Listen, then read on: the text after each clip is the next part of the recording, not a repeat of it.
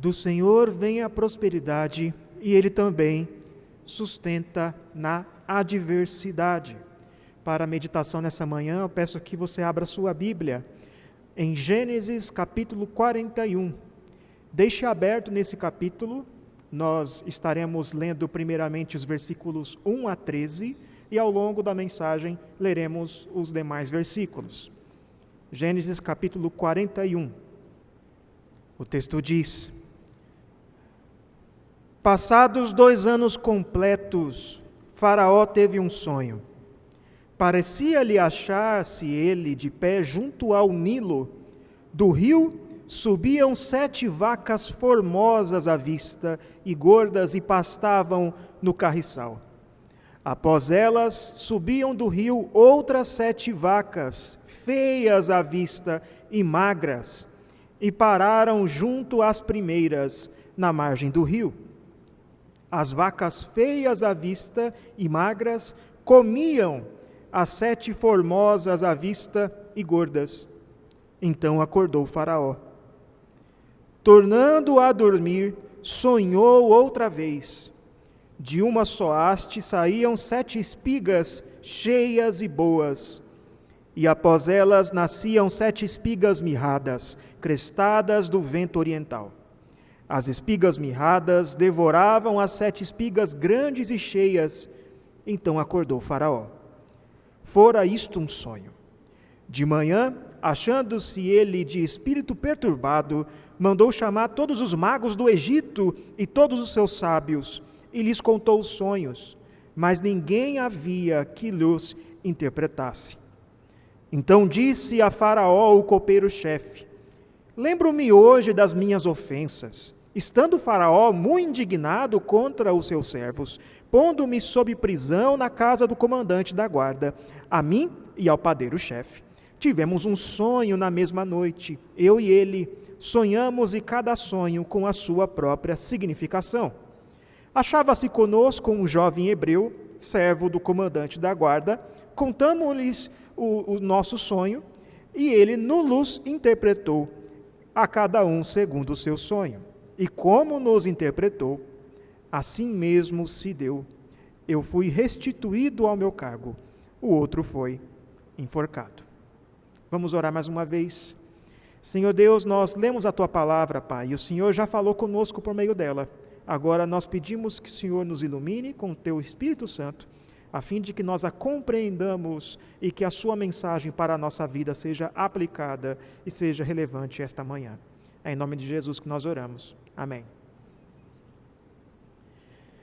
Meus irmãos, você já sofreu alguma vez na sua vida uma grande injustiça?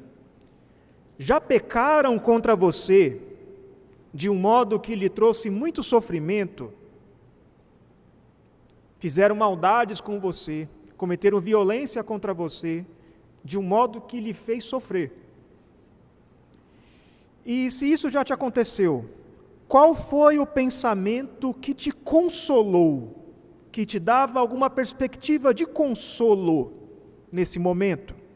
Os irmãos sabem bem que a nossa congregação em Mariporã sofreu um furto nessa última semana, da noite de domingo para segunda-feira, e diante desse acontecimento, uma série de sentimentos nos sobrevém. Nós sentimos tristeza, nós ficamos tristes porque nós perdemos muita coisa, basicamente tudo que é eletrônico foi levado. Coisas que eram úteis para o culto a Deus, coisas que nos ajudavam no dia a dia, e que agora sem elas nós ficamos impossibilitados de fazer certas coisas. Vem a nós um sentimento de impotência, porque não há nada que nós possamos fazer. Tudo que a gente podia fazer, já fez. Fazer o BO, colocar alarme, colocar seguro e tudo mais, os cuidados necessários, e não tem nada mais a fazer agora. Vem a nós um sentimento, um desejo por justiça.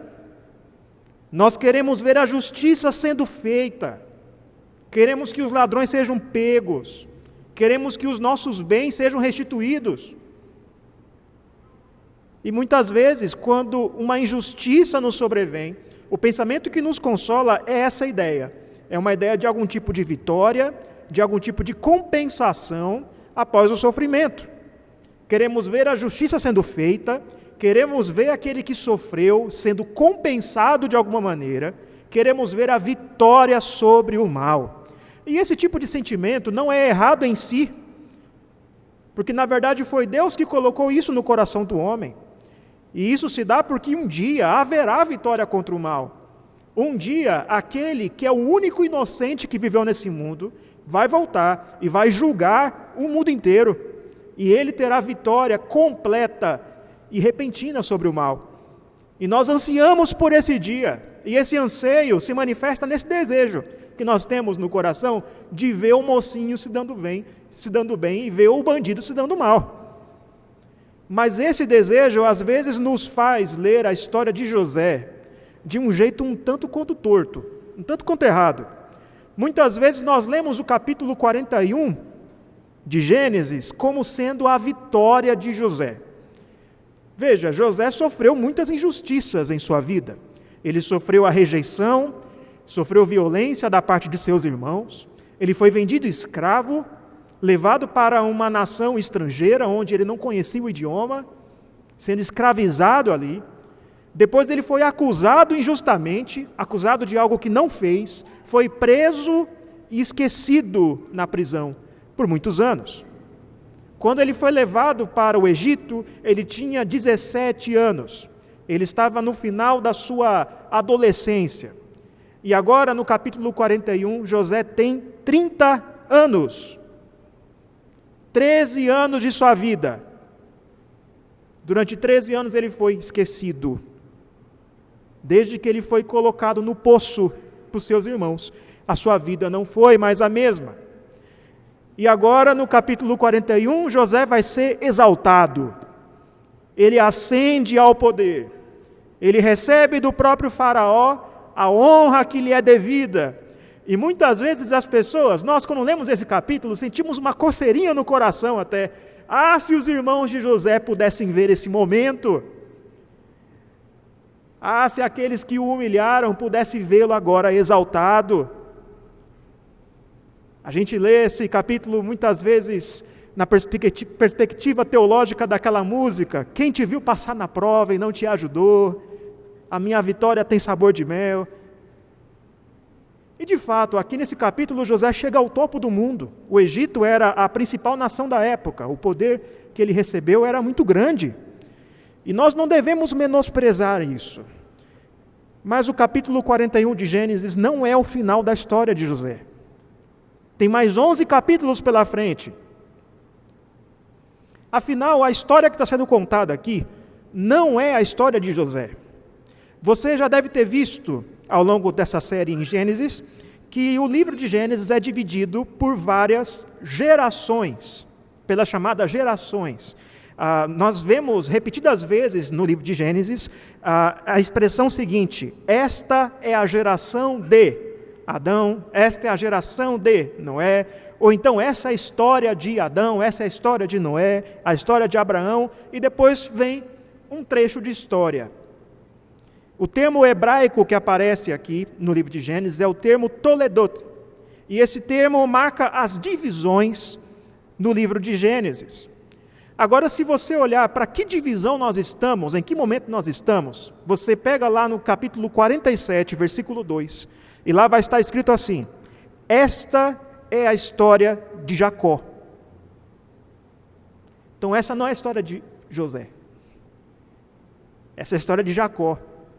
Essa é a história dos filhos de Jacó, da descendência de Jacó. Essa é a descendência de Jacó. Então eu quero que você perceba, esta não é a história de José. Essa não é a história de como José sofreu, foi humilhado, foi paciente, e uma hora Deus o exaltou. Não, José não é o protagonista dessa história. Essa é a história da descendência de Jacó. Essa é a história do povo de Israel. Essa é a história do povo de Deus. Do povo que recebeu a promessa e que vai parar no Egito. É um povo que é escravizado no Egito por causa da providência desse mesmo Deus que o escolheu para que eles se tornassem aquilo que Deus queria que eles se tornassem. E José é apenas uma parte, apenas um personagem. A sua história é apenas um pequeno trecho dessa grande história. E o próprio José não via esse momento de sua vida como sendo o final de sua história. Ele mesmo diz no versículo 52 do capítulo 41, que o Egito é a terra de sua aflição. Então José não enxergava aqui um final feliz. Agora sim as coisas deram certo. Não, essa é a terra da aflição de José. E no capítulo 52 de Gênesis, José ele vai declarar a sua esperança de que o seu corpo um dia será levado para a terra prometida e que os seus filhos verão a terra de Canaã, a terra da promessa, a terra onde Deus traria a descendência, a semente prometida. Logo, final feliz mesmo, só na terra prometida por Deus. Enquanto não chegasse lá, José estaria na terra da aflição, por mais honras e glórias que pudesse receber. Irmãos, esse texto nos apresenta algumas verdades preciosas, que nós devemos ter em mente nos momentos de aflição. Verdades que dizem respeito à providência de Deus. Verdades que muitas vezes você se esquece quando está sofrendo, mas que você deve se lembrar. Que verdades são essas? Em primeiro lugar, lembre-se, na aflição, lembre-se disso. Você é lembrado por Deus. Lembre-se disso na aflição. Você é lembrado por Deus. Você pode se sentir esquecido, você pode ter se cansado de esperar, assim como José esperou 13 anos. Você pode pensar que Deus se esqueceu das promessas dele, promessa de que ele cuidaria do seu povo, de que todas as coisas cooperam para o bem daqueles que amam a Deus, mas Deus não se esquece de seus filhos. Veja, José estava esperando há um bom tempo. Passou-se 2 anos, diz o versículo 1. 2 anos depois de quê? No capítulo 40, temos aquele momento em que José, na prisão, interpreta os sonhos, claro, com o poder de Deus, os sonhos do copeiro-chefe e do padeiro de Faraó. E José dá a interpretação correta, que vem da parte de Deus, àqueles homens. E se tem uma coisa que fica muito clara na vida de José e na vida daqueles homens, é que os sonhos eram sempre um prenúncio de que Deus estava fazendo alguma coisa. Os sonhos eram atos da providência divina. E cada vez que Deus mandava um sonho revelativo a José, alguma coisa acontecia. Foi um sonho que gerou ciúme nos irmãos de José e levou a ele a ser levado ali para o Egito. Agora tem um sonho na prisão do padeiro e do copeiro-chefe que vai o levar para mais perto de Faraó. Aí Faraó também vai ter um sonho. Então os sonhos são atos da providência divina que levam José cada vez mais próximo do seu destino. E aí José dá ao copeiro-chefe e ao padeiro a interpretação correta, capítulo 40, e ele diz para os dois, nos versículos 14 e 15, lembra de mim, quando tudo correr bem, rogo-te que seja bondoso para comigo, e faça menção de mim a Faraó, e me faça sair desta casa, porque, de fato, fui roubado da terra dos hebreus, e aqui nada fiz para que me pusessem nesta masmorra. É o que José pede, lembre-se de mim. Mas o copeiro-chefe não se lembrou de José. Assim que ele foi restaurado à sua posição, ele se esqueceu de José. E quando José pensava que alguma coisa iria acontecer, que Deus iria tirá-lo da situação em que ele estava, que Deus enfim iria agir, cumprir a promessa, cumprir aquilo que havia revelado a ele, por meio de sonho, nada acontece. José permanece na prisão por mais 2 anos, injustamente, até que Faraó tem um sonho, e é um sonho muito esquisito, é um sonho muito estranho. 7 vacas gordas saem do rio Nilo. O rio Nilo era um símbolo de prosperidade, de fertilidade para os egípcios, e essas 7 vacas gordas vêm, e depois saem 7 vacas magras que devoram as 7 vacas gordas. Depois outro sonho, 7 espigas cheias e bonitas nascem da planta, e depois 7 espigas mirradas, magras, tristes, e elas devoram as cheias. É um sonho assustador.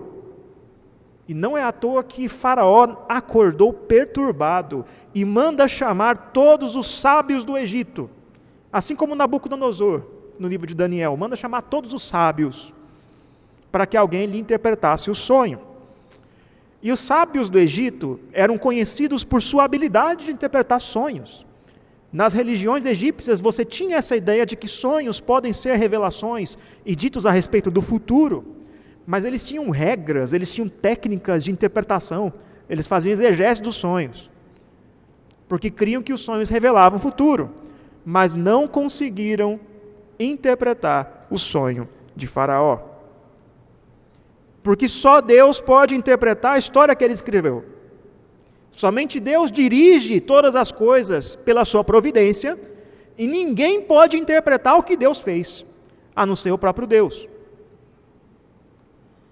Você não vai entender por que Deus faz o que faz, a não ser que Ele revele. E se Ele não revelar, não tem como.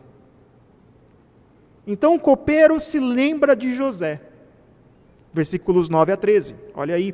Quando ele vê Faraó irritado, irado com os sábios, ele se lembra do dia em que ele mesmo foi alvo da ira de Faraó e de como um jovem hebreu lhe interpretou o sonho. Nesse momento ele lembra de José, no momento mais oportuno, porque embora José tivesse sido esquecido pelo copeiro-chefe, ele nunca foi esquecido por Deus. Considere, meus irmãos, a quem Moisés, que escreveu o livro de Gênesis, está contando essa história. Moisés está contando essa história, originalmente, a um povo que foi escravizado no Egito. Assim como José. José foi escravo, foi servo por 13 anos. O povo de Israel serviu por 400 anos. Mas Deus nunca se esqueceu daquele povo. E Ele não se esqueceu das promessas que fez. Deus estava com o seu povo, assim como Ele estava com José. Ele era com José o tempo todo. Uma das expressões mais repetidas do capítulo 37 até aqui é essa expressão: o Senhor era com José. Várias e várias vezes o narrador diz isso. E até mesmo Potifar reconhece isso, ele reconhece que o Senhor era com José, e por isso põe José na administração de sua casa. E até mesmo o Faraó vai reconhecer isso nesse capítulo, que o Senhor é com José. E talvez José pudesse pensar, se o Senhor é comigo, acontece tudo isso, imagina se não fosse. Imagina se não fosse. Mas era a providência de Deus que José fosse levado ao Egito.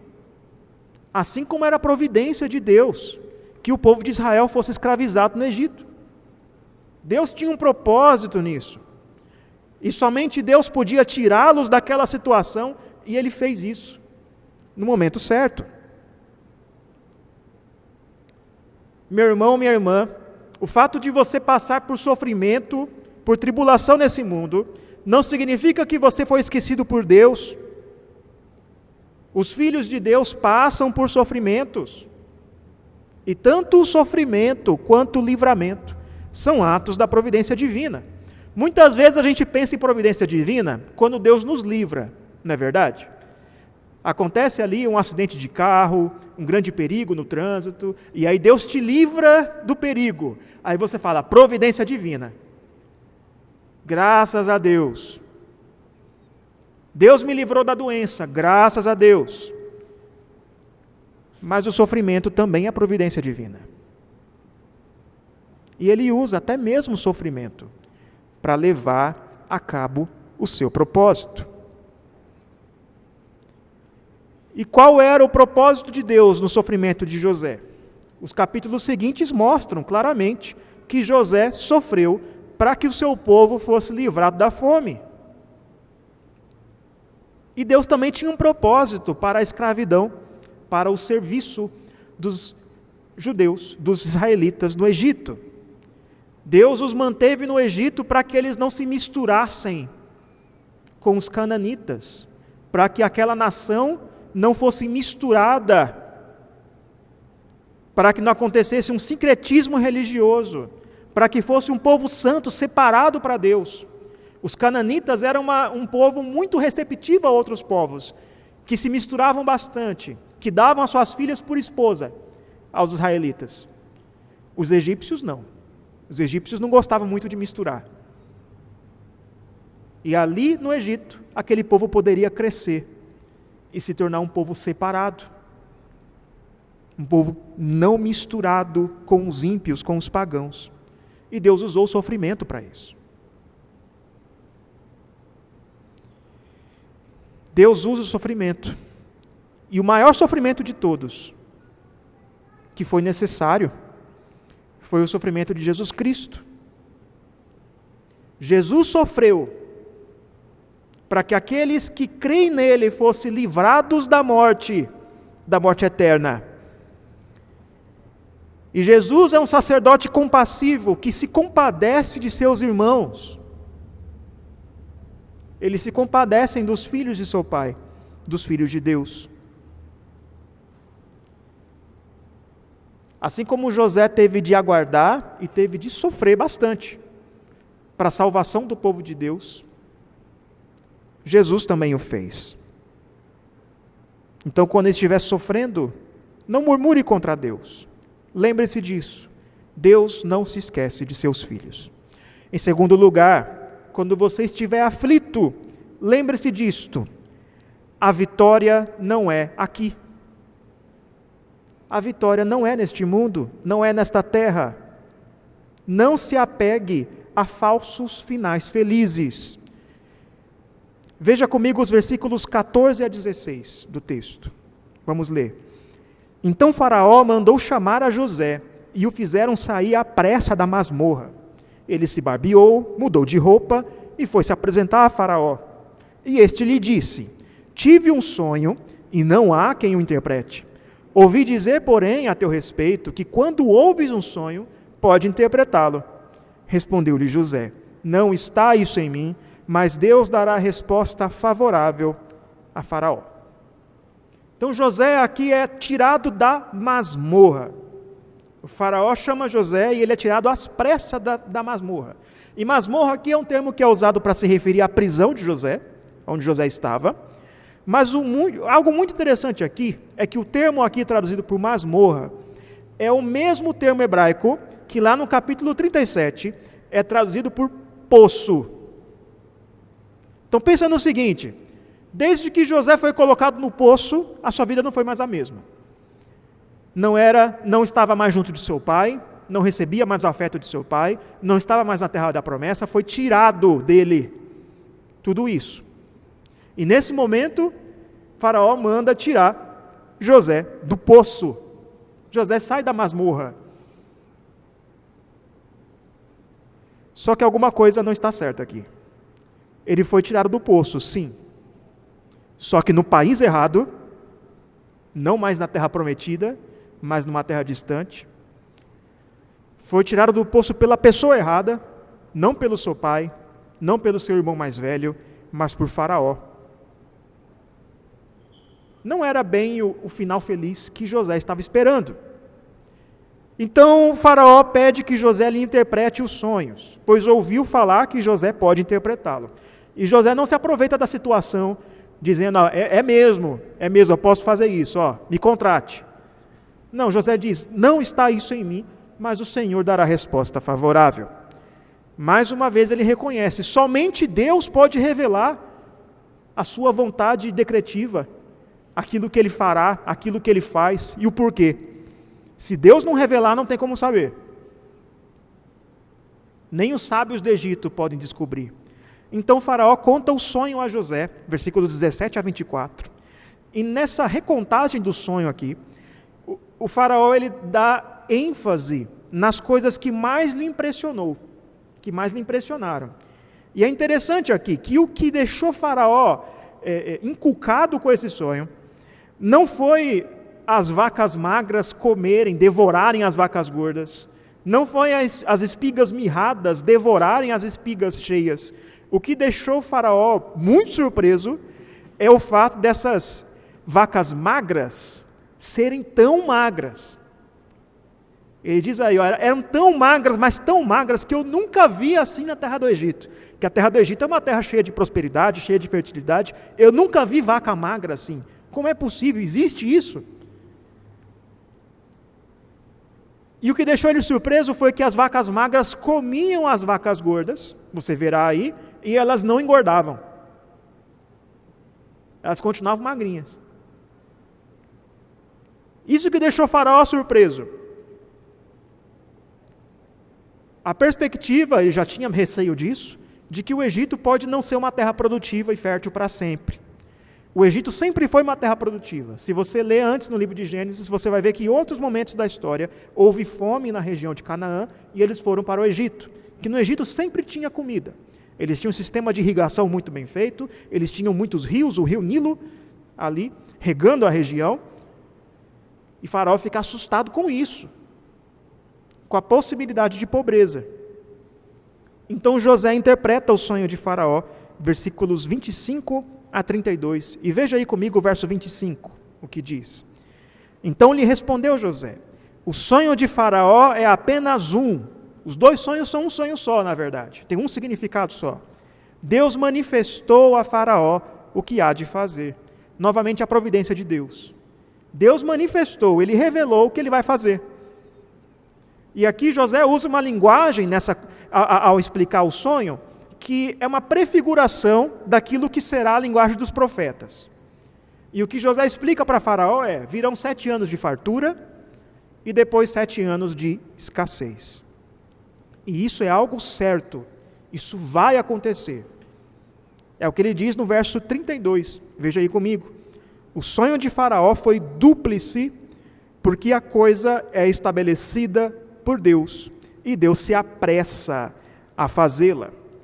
Ou seja, Deus mandou o mesmo sonho 2 vezes, porque isso era uma maneira de distinguir o que era um sonho comum, um sonho que você tem por influência dos acontecimentos da sua vida, por causa da sua ansiedade, por causa dos seus sentimentos, de um sonho que é revelado por Deus. Como é que Deus confirmaria? É isso mesmo. É o mesmo sonho 2 vezes. O mesmo sonho 2 vezes. Isso é uma revelação. Deus não se revela mais assim. Mas ele se revelou por meio de sonhos e visões aos profetas. E Deus se apressa em cumprir. Ele não vai demorar. Ele vai fazer isso no tempo certo.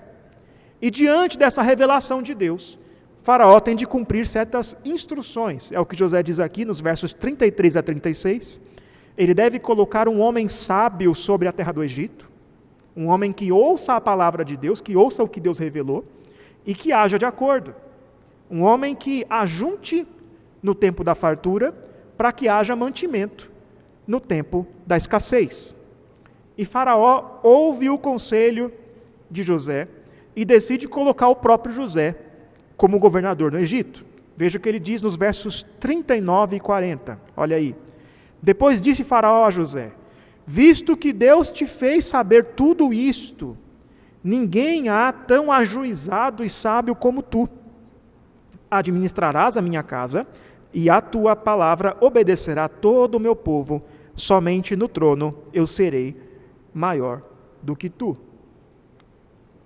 Ele decide fazer isso porque José tinha esse conhecimento, essa sabedoria que vinha da parte de Deus. Ninguém podia administrar como José.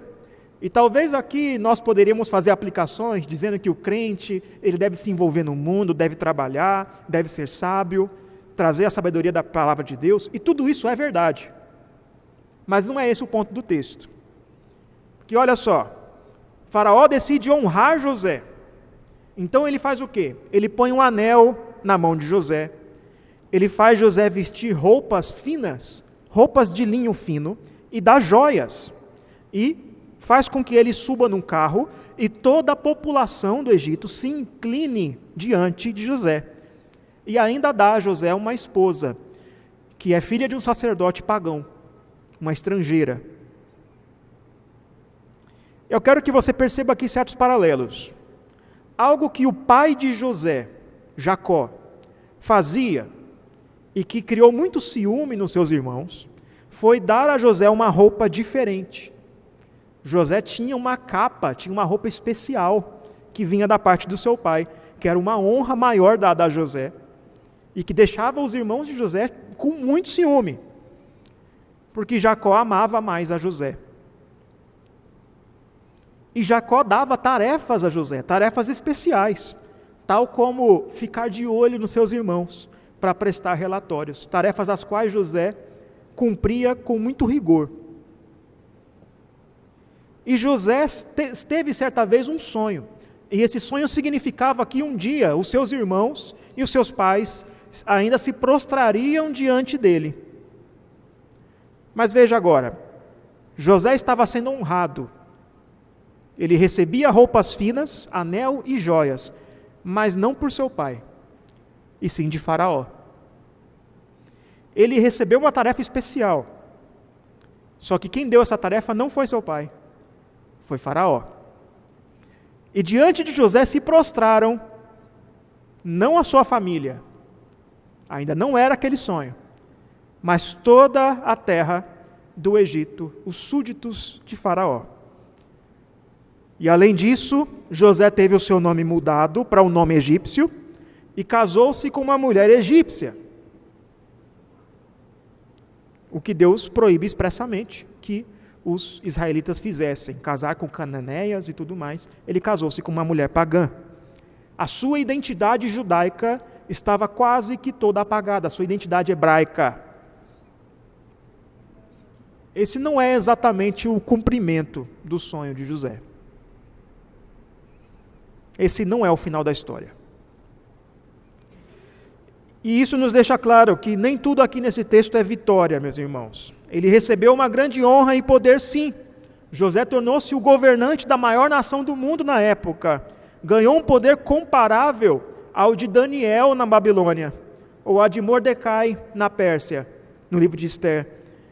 Só que José está longe da terra da promessa, longe da família prometida, da família escolhida por Deus, da linhagem santa. E por mais que ele tenha ganhado honras, nada disso se compara com retornar ao lugar onde Deus prometeu que traria a sua salvação. Essa era a esperança de José. E essa deve ser a sua esperança também. Porque, deixa eu lhe contar uma história. Essa história foi contada pelo pastor Vod Balchan, num livro que é a respeito da história de José. E é uma história muito comum que a gente vê nas nossas igrejas, todos os dias. A história diz assim: Ellen era uma mãe preocupada. Ela tinha um filho chamado Christian, e esse filho punha essa mulher de joelhos todos os dias. Com frequência, ela liga para os presbíteros da igreja para que eles orem pelo seu filho. Christian era um jovem talentoso e bonito. Ele foi para uma grande universidade, terminou um curso impressionante e conseguiu um ótimo emprego. Tudo que Christian tocava virava ouro. Entretanto, os seus esforços vieram com um preço. Christian terminou trabalhando para uma empresa cuja reputação moral era pouco desejável. Ele também se afastou de casa, seguiu para outro país, na verdade. Ele nunca foi à igreja e jamais vê sua família, nem mesmo nos feriados. Depois, Christian se casou com uma incrédula, a neta de um dos fundadores da empresa. Eles tiveram um casal de filho, mas Ellen nunca os viu. Ela nem sequer tem uma foto de seus netos. Ela sabia, contudo, que eles nunca tinham visto o interior de uma igreja. Esse final da história de Cristo é um final feliz? Tantas mães, tantos pais crentes oram pela vida de seus filhos, que são até bem-sucedidos na sua profissão, na sua carreira, mas não conhecem a Deus. E isso não é um final feliz. Há muitos crentes que vivem como se o grande objetivo da vida do crente, da vida mesmo, fosse uma vida assim, uma vida como de Christian, uma vida como a de José. O final feliz é ter um bom emprego, é ter bastante dinheiro na conta, é ser respeitado por todos, é ter um cargo de grande poder. E há muitos crentes que criam seus filhos como se o maior objetivo da vida fosse esse. Como se entrar para a faculdade fosse mais importante que ser crente. E talvez você diga, mas eu nunca disse isso para meus filhos. Mas não precisa falar. Não precisa falar. As atitudes falam mais alto. Não busque consolo em vitórias terrenas. A vitória não é aqui. O final feliz não é aqui. A grande vitória não é o fim da doença, o fim do desemprego, não é recuperar o que foi perdido, não é ter o carro do ano, vencer na vida, com muito esforço, sair da pobreza e chegar num alto patamar. Essa não é a grande vitória. O verdadeiro consolo que você deve buscar nesse mundo de aflição é o descanso prometido por Deus. E os patriarcas tinham esperança nesse descanso futuro. É o que o livro de Hebreus, capítulo 4, nos diz. Que Moisés aguardou o descanso prometido por Deus. E esse descanso era simbolizado pela terra de Canaã, a terra que emana leite e mel. Eles descansariam nessa terra.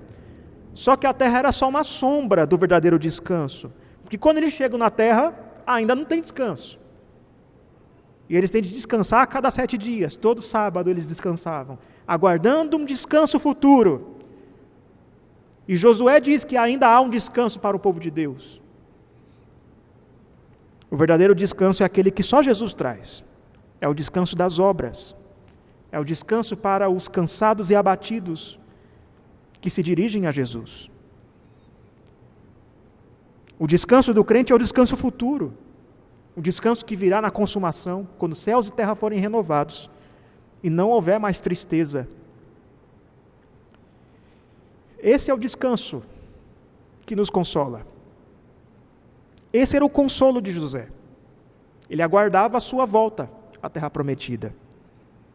Não viva a sua vida como se o grande alívio, como se o grande consolo fosse o livramento da dor, o livramento da doença. Não viva a sua vida como se o descanso fosse aqui, numa aposentadoria bem endinheirada. Não confunda a vitória do mundo, com as honrarias deste mundo, com o que Deus dá a seus filhos.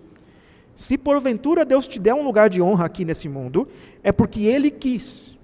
E Ele tem um propósito nisso. E o propósito não é que você descanse nisso. Não é que você confunda as coisas. Mas que você sirva a Deus. E não ponha o seu coração nessas coisas. E aguarde o descanso que vem da parte de Deus.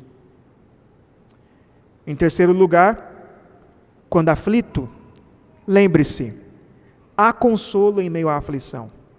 Veja os versículos 47 a 57. O texto diz: nos 7 anos de fartura, a terra produziu abundantemente, e ajuntou José todo o mantimento que houve na terra do Egito, durante os 7 anos, e o guardou nas cidades. O mantimento do campo ao redor de cada cidade foi guardado na mesma cidade. Assim ajuntou José muitíssimo cereal, como a areia do mar, até perder a conta, porque ia além das medidas. Antes de chegar à fome, nasceram 2 filhos de José, os quais lhe deu Asenate, filha de Potífera, sacerdote de On. E José ao primogênito chamou de Manassés, pois disse: Deus me fez esquecer de todos os meus trabalhos e de toda a casa de meu pai. Ao segundo chamou-lhe Efraim, pois disse: Deus me fez próspero na terra da minha aflição. Passados os 7 anos de abundância que houve na terra do Egito, começaram a vir os 7 anos de fome, como José havia predito, e havia fome em todas as terras, mas em toda a terra do Egito havia pão. Sentindo toda a terra do Egito a fome, clamou o povo a Faraó por pão, E Faraó dizia a todos os egípcios: ide a José, o que ele vos disser, fazei. Havendo, pois, fome sobre toda a terra, abriu José todos os celeiros e vendia aos egípcios, porque a fome prevaleceu na terra do Egito. E todas as terras vinham ao Egito para comprar de José, porque a fome prevaleceu em todo o mundo. Aqui nesses versículos nós vemos o que acontece depois. Então José se torna governador do Egito, e a terra produz durante 7 anos, de forma abundante. E José fez aquilo que ele instruiu fazer: guardar mantimentos, cobrar impostos ali para manter um certo mantimento para os dias de escassez. E Deus abençoou esse trabalho de José. E Deus abençoou José também com filhos. José dá nomes hebreus aos filhos. E isso é notável, porque apesar de estar no Egito, uma terra estrangeira, estar casado com uma mulher estrangeira, ser governador de um lugar estrangeiro, ele ainda dá nomes hebreus. Nomes típicos de sua família. Ele não se esqueceu de onde ele veio. E o nome que José dá aos filhos nos dão pela primeira vez um vislumbre do que havia no coração de José. Porque até agora, em nenhum momento nos é dito o que José pensava, o que José sentia, mas aqui nós temos um vislumbre do que há no coração de José. E ao primeiro filho ele chamou Manassés. Manassés é derivado do termo hebraico que significa fazer esquecer. Fazer esquecer. E isso porque Deus o fez esquecer de todos os trabalhos e de toda a casa de seu pai. É importante observar que ele não se esqueceu de seu pai. Não é essa a ideia. Tampouco ele teve amnésia. Não significa que você deve se esquecer do que aconteceu contigo. Não é isso. Mas as coisas do passado não seriam definitivas em sua história. José não seria alguém amargurado. Alguém que é definido pelo sofrimento, que murmura durante décadas por coisas que já se passaram há muito tempo. Mesmo tendo sofrido violência familiar, escravidão, prisão injusta, se esquecido na masmorra, José não se tornou um amargurado. Ele não usou o seu sofrimento para justificar pecados. Não é que nem aquela pessoa que diz: pastor, eu sou assim, eu faço essas coisas porque eu sofri muito. Você não conhece a minha história, pastor. Fala, mas irmão, é pecado isso. Eu sei, mas no meu caso é diferente. José não fez isso. O outro filho se chamaria Efraim, que significa algo como terra de milho, ou terra próspera, porque Deus o fez próspero na terra de sua aflição. E José reconhece sim que Deus o fez próspero. Deus lhe deu bênçãos e consolo. Mas o mais surpreendente é que isso tudo aconteceu longe da terra da promessa. José não está na terra da promessa. Longe da terra que emana leite e mel. José não confunde as coisas, ele sabe que essa terra ainda é a terra da sua aflição. Ele não se deixa iludir. Terra de aflição é inclusive o nome que os hebreus dão ao Egito. A palavra hebraica que eles usam para se referir ao Egito, Mitzrayim, significa terra de aflição. Aqueles israelitas que no caminho para Canaã quiseram voltar ao Egito por causa das cebolas que tinha lá, por causa dos alhos, eles não sabem o que estão pedindo. Eles querem trocar a terra prometida pela terra da aflição. E esse é um péssimo negócio. Mas é exatamente isso que fazem aqueles que amam o mundo e se afastam do Evangelho. José não confunde as coisas. Ele sabe que se tornou próspero na terra de sua aflição. Deus o abençoou, Deus lhe deu família e bens, Deus o sustentou, mas tudo isso é consolo. E ele sabe disso. Enquanto vivemos no mundo caído, passamos por aflição. e recebemos consolos de Deus para manter a esperança. E José tinha esperança. Ele crê que um dia o seu corpo, pelo menos, vai voltar à terra prometida. Ele crê que os seus filhos, que os seus descendentes ainda verão a terra de Canaã. E ele ainda encontra a sua família. O capítulo termina apontando para o que vem depois. Pessoas de todas as terras vêm ao Egito para comprar cereais. E os irmãos de José virão. E aí fica claro qual é o propósito de Deus com tudo isso. José ainda verá o seu pai e os seus irmãos. Os filhos de José ainda receberão a bênção de Jacó. Os descendentes de José ainda verão a terra prometida. Mas esse momento ainda não chegou.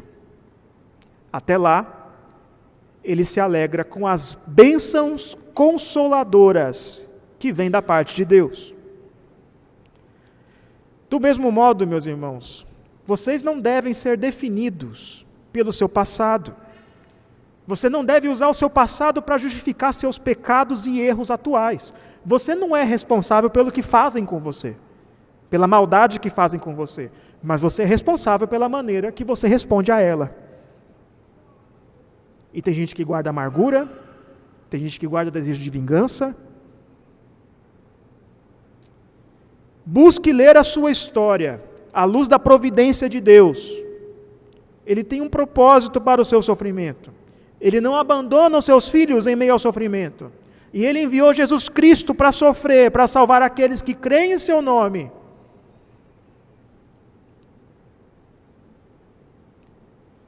Reconheça também as bênçãos temporais que Deus te dá. Você não chegou lá, mas com certeza Deus já tem te dado alegrias aqui. Você não pode dizer que a sua vida é só tristeza. Que não há nada de bom em sua vida. Deus nos dá bênçãos consoladoras. Deus nos dá antecipações do porvir. E hoje nós teremos uma. Hoje tem Santa Ceia, que é uma antecipação das bodas do Cordeiro. É uma antecipação dos novos céus e nova terra. Espere. Aguarde o retorno de Jesus Cristo. Ele virá. Ele vai renovar todas as coisas. Ele dará fim a todas as aflições e sofrimentos desse mundo. Busque refúgio no Senhor. Confie nele, creia nele. E assim você terá forças para suportar as aflições. Em suma, meus irmãos, 3 coisas você deve se lembrar quando estiver na terra da aflição. Você é lembrado por Deus, a vitória não é aqui, e há consolo em meio à aflição. Que Deus o abençoe, em nome de Jesus. Amém.